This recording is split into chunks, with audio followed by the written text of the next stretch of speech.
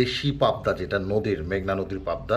সবসময় একটা জিনিস পাবদার মনে রাখতে হবে, যেটা আপনার দেশি পাবদা, সেটার এই জায়গার কালারটা হবে একটু সিলভার, এবং এই যে উপরে পিঠের যে কালো কালো রেখ, এটা হবে একেবারেই সামান্য।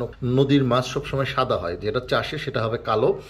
এই যে যে আপনার নিচের যে ফইর আছে, এইটা থাকবে হচ্ছে যে হালকা গোলাপি গোলাপি আভা। এবং মাছের চাষের পাবদার পেটটার মধ্যে শুধু তেল থাকবে। ফিড যেটা খায়, যেটা হচ্ছে আপনার চাষের, সেটা পেট থাকে অনেক বড়। আমি যে কোনো একটা পাবদা যদি তুলি, আপনি একটু দেখেন, কালার দেখেন, ঠোঁটের কালার দেখেন, একেবারে লাল, চোখ দেখেন।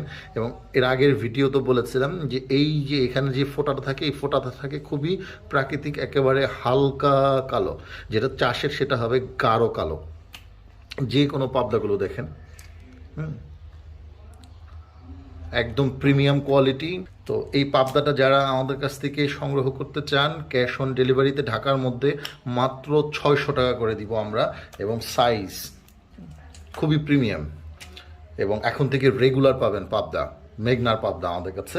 মাঝখানে পাবদা সরবরাহ কম ছিল, এই জন্য আমরা দিতে পারিনি, এবং এখন থেকে প্রতিদিন পাবেন। Thank you so very much.